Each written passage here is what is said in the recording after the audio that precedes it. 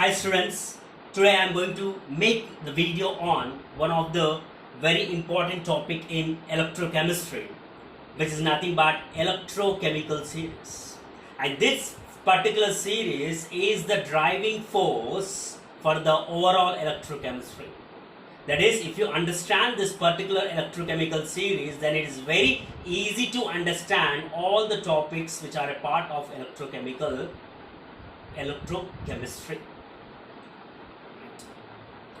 Now, but in order to understand the electrochemical series, first of all, we have to discuss some basics which are the driving forces to understand the electrochemical series properly, by which we can understand the electrochemistry wholly. Now, those basics which are the driving force in order to understand the electrochemical series, in turn in order to understand the electrochemistry so precisely, are redox reactions.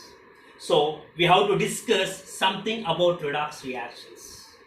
So in order to understand the electrochemical series, definitely you need to understand the redox reactions in detail, because these redox reactions are the reactions which are the driving force which drives the electrochemical series. Now let us see what is this particular redox reaction. Redox reaction or redox reactions. Redox reaction or redox reaction. RED stands for reduction. OX stands for oxidation. RED stands for reduction and OX of this stands for oxidation.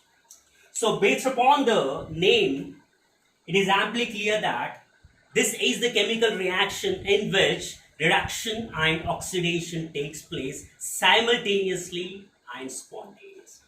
Simultaneously means one after the other, and spontaneously means continuously without any break.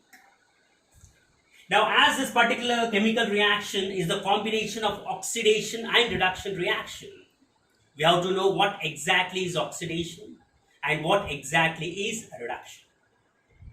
And in order to get rid of the ambiguity that what exactly is the oxidation and what exactly is the reduction, I made a video on this particular reduction and oxidation. That is the tip to remember the electrochemical series as well as oxidation and reduction.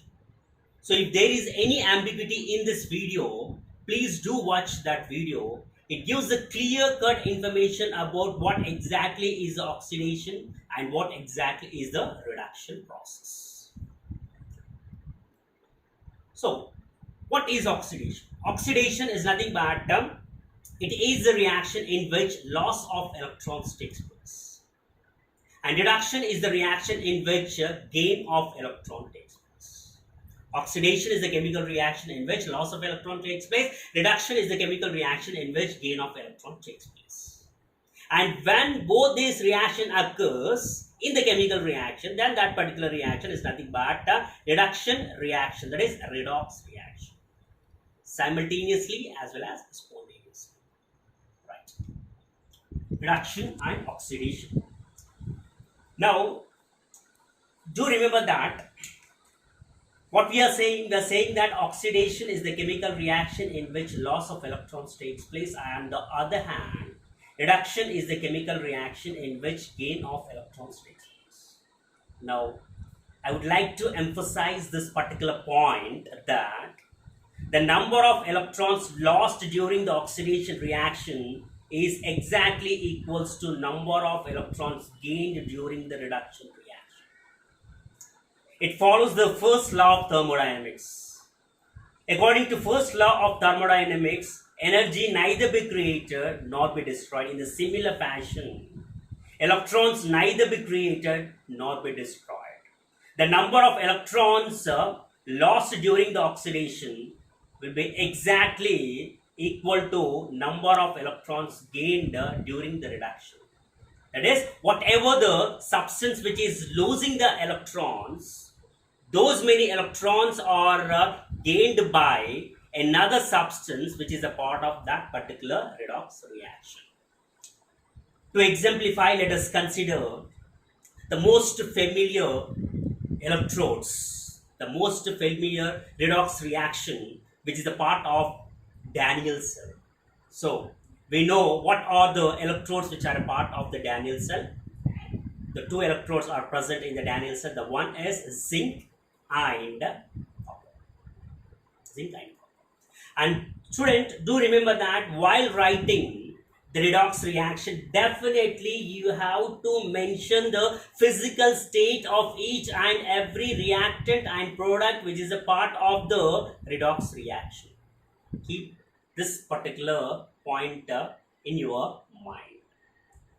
So the redox reaction between zinc and copper proceeds in this fashion. Zinc solid reacts with the copper sulfate aqueous. Copper sulfate aqueous means what? Copper sulfate aqueous means copper sulfate dissolved in water gives rise to zinc sulfate aqueous plus copper solid. So this is how the redox reaction occurs between the zinc and the copper electrode. Zinc solid reacts with copper sulfate aqueous, giving rise to zinc sulfate aqueous plus copper solid. Now do remember that the ions of the metal will be in the aqueous form. The ions of the metal will be in the aqueous form. Accordingly, we can write this particular reaction in this fashion, or zinc solid plus aqueous. Aqueous means what? The ions of the metal will be in this particular solution. So what is the metal here? The metal is the copper. The ions of the copper will be part of this particular aqueous solution. Accordingly, it will be Cu plus 2 aqueous, giving rise to, in this case also, the zinc ions are a part of the aqueous solution. Zinc is the metal which is a part of aqueous solution, hence it will be in the form of Zn plus 2. Zn plus 2 aqueous plus copper solid. Now dear students, when we consider the redox reaction between the zinc and the copper, exactly we don't know what is that electrode among the zinc and copper which is acting as anode and undergoing oxidation, and what is that electrode among the zinc and the copper which is acting as cathode and undergoing reduction. By seeing the redox reaction itself, we can know exactly what is that electrode between the two electrodes which are a part of the redox reaction is acting as anode and undergoing oxidation. On the other hand, what is that electrode which had acted as the cathode and undergone the reduction reaction. How? So I am going to make the two statements, students. Do remember these two statements. These two statements, if you remember these two statements, what I am going to state now, then it is very easy to remember among the two electrodes which are a part of the redox reaction which had acted as anode and undergone oxidation, on the other hand which had acted as cathode and undergone reduction. The first statement is, whatever the electrodes whose oxidation number increases from reactant state to product state, then that particular substance is said to undergo oxidation reaction by acting as anode. And coming to the second statement, whatever the substance whose oxidation number is decreased from oxidation state to decreased from reactant state to product state, then we can say that that particular substance or electrode or metal had acted as cathode and undergone reduction. So accordingly, based upon the two statements. Now, one more point you have to remember is the metal in the metallic state. The oxidation number of the metal in the metallic state is 0. So accordingly, here the zinc is the metal. Zinc is the metal. So its oxidation number is 0. Now, its oxidation number is 0 whenever it is in the reactant state. Now, when the zinc has been converted into the product, its oxidation number has been increased to +2. Has been increased to +2. So, according to first statement, I'm not going to repeat the first statement. According to first statement, it is amply clear that the zinc is the one which is acting as anode and undergoing oxidation. On the other hand, what is happening to the copper oxidation number or oxidation state? Whenever it is in the reactant state, its oxidation number is +2. Whenever it is converting into the copper, its oxidation number is getting reduced from +2 to what will be the oxidation number of the metal in the metallic state, students? 0. Oxidation number is reduced. Oxidation number is reduced. Oxidation number is increased here in the case of zinc, whereas the oxidation number of the copper has been decreased. So according to the first and second statement which I have given or which I have stated for you, it is amply clear that among the two, that is zinc and the copper, the zinc is the one which acts as anode and undergo oxidation, whereas copper is the one which acts as cathode and undergo reduction. Accordingly, at anode,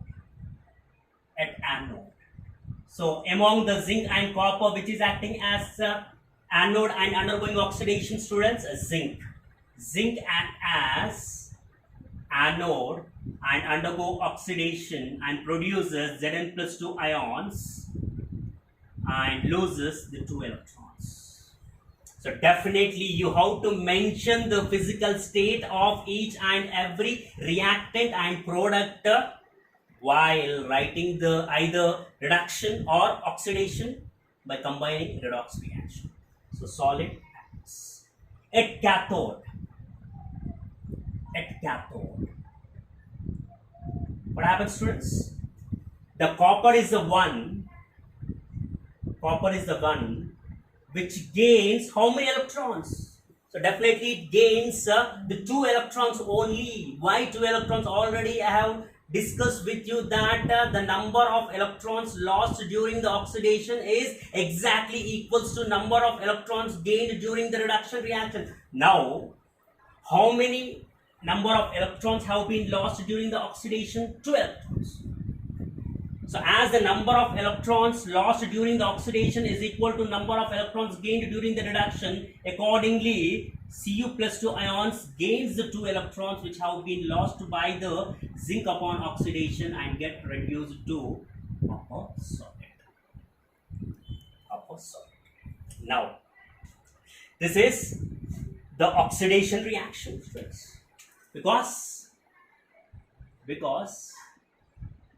oxidation is taking place at this particular electrode, and this is a reduction reaction because at this particular electrode the reduction reaction is taking place. Now, combination of oxidation and reduction reaction is a redox reaction. Now, what is the redox reaction? That is net redox reaction between the zinc and copper electrode. Now, for getting the net redox reaction between the anode and the cathode, what we need to do is we have to combine the anodic reaction with cathodic reaction. That is, we have to combine the oxidation and reduction reaction. After combining the oxidation with the reduction reaction, whatever the electrons, whatever the ions which are equivalent, if they are on the opposite side of the arrow mark, we have to cancel them. And if equivalent ions or electrons are present on the same side of arrow mark, we have to add them. So keep that in the mind. So accordingly, equivalent ions are not there, but as it is a combination of oxidation and reduction reaction, definitely equivalent electrons will be present, because number of electrons which are lost during the oxidation is equal to number of electrons gained during the reduction reaction. So accordingly, the number of electrons lost by the zinc are 2, which is there on the right side of the arrow mark, which is there on the right side of the arrow mark. And at cathode, copper ions are gaining the 2 electrons which have been lost by the zinc upon oxidation, which is there on the left side of the arrow mark. So if they are on the opposite side of the arrow mark, we have to cancel them. So now what is left? Whatever the content which is remained on the left side of the arrow mark, we have to write that content only. So what is left? What is remained on the left side of the arrow mark? Zinc solid plus Cu plus 2 aqueous. And what is the content which is remained on the right side of the arrow mark, students? Zn plus 2 aqueous plus copper solid. Now this is exactly similar to this reaction, the overall reaction, the overall reaction. Now, by this redox reaction, it is amply clear that zinc is the one which had acted as anode and undergone the oxidation. On the other hand, copper is the one which had acted as the cathode and undergone a reduction. But why? That is, when the redox reaction is considered between the zinc and the copper electrode, why zinc is acting as anode and undergoing oxidation? Why not it is acting as cathode and undergoing reduction? On the other hand, why copper is acting as cathode and undergoing reduction? Why not acting as anode and undergoing oxidation? So this question should be arise in your mind. Why only the zinc is acting as anode and undergoing oxidation, and why only the copper is acting as cathode and undergoing reduction whenever the redox reaction is considered between the zinc and the copper electrode? Why not the scene is a reverse? That is, why not the zinc is acting as cathode and undergoing reduction, and copper is acting as anode and undergoing oxidation? That is, what is that factor? What is that parameter? What is that driving force which forces or drives among the two metals, among the two electrodes to act as one as the anode and undergo oxidation? And what is that factor or parameter or the driving force which forces another electrode, another metal, which is along with other metal which is a part of the redox reaction, to act as cathode and undergo reduction? That this question should be arise, students. That is, among the zinc and copper, why zinc will act as anode and undergo oxidation? Why not the scene is reverse? And why copper is acting as cathode and undergoing reduction? Why not the scene is reverse?